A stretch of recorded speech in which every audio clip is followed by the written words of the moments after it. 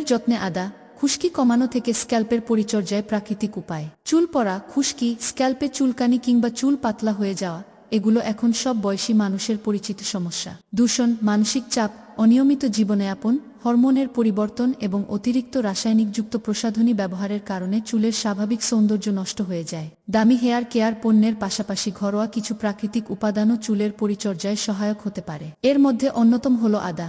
আয়ুর্বেদ ও প্রাকৃতিক চিকিৎসায় দীর্ঘদিন ধরে ব্যবহৃত আদায় রয়েছে জিঞ্জার, অ্যান্টিঅক্সিডেন্ট, ম্যাগনেসিয়াম, পটাশিয়াম এবং অ্যান্টিফাঙ্গাল উপাদান, যা স্ক্যাল্পের পরিচর্যায় সহায়ক হতে পারে। স্ক্যাল্পে রক্ত সঞ্চালন বাড়াতে আদা।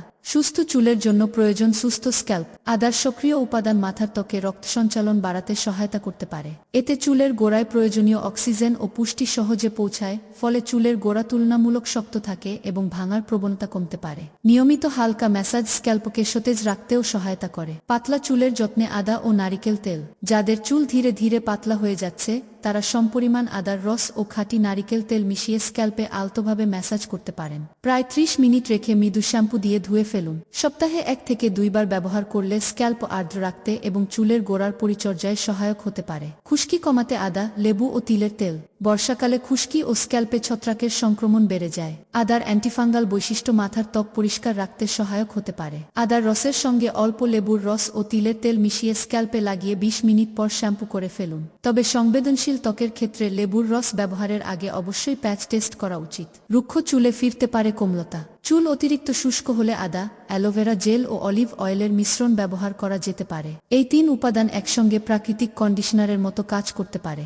মিশ্রণটি 30 থেকে 40 মিনিট চুলে রেখে ধুয়ে ফেললে চুল তুলনামূলক নরম, মসৃণ ও উজ্জ্বল দেখাতে পারে।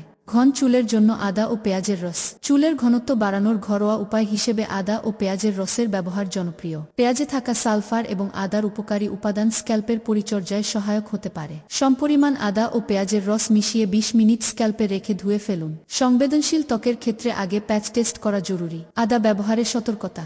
আদা প্রাকৃতিক উপাদান হলেও সবার ত্বকে একইভাবে মানিয়ে নাও যেতে পারে। কারো ক্ষেত্রে জ্বালাপোড়া, চুলকানি বা অ্যালার্জি হতে পারে। তাই প্রথমবার ব্যবহারের আগে কানের পেছনে বা হাতে সামান্য লাগিয়ে পরীক্ষা করে নেওয়া উচিত। স্ক্যাল্পে কাটা, ঘা বা সংক্রমণ থাকলে আদা ব্যবহার না করাই ভালো। এছাড়া আদার রস 30 থেকে 45 মিনিটের বেশি মাথায় রাখা উচিত নয়।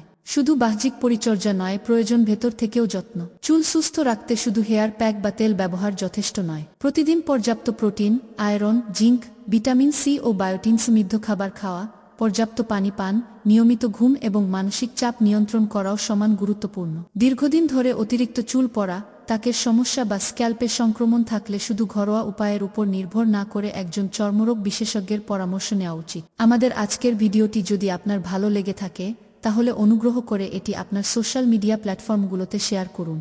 আপনার বন্ধুদেরও জানার সুযোগ করে দিন। এছাড়াও আপনারা পরবর্তীতে কোনো বিষয়ে ভিডিও দেখতে চান তা কমেন্টের মাধ্যমে জানাতে পারেন। আপনাদের মতামত আমাদের পরবর্তী কন্টেন্ট তৈরি করতে অনুপ্রেরণা যোগাবে।